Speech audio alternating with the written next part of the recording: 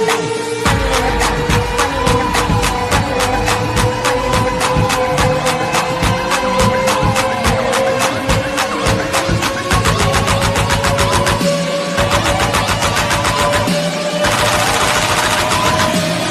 ain't got no money in the bank.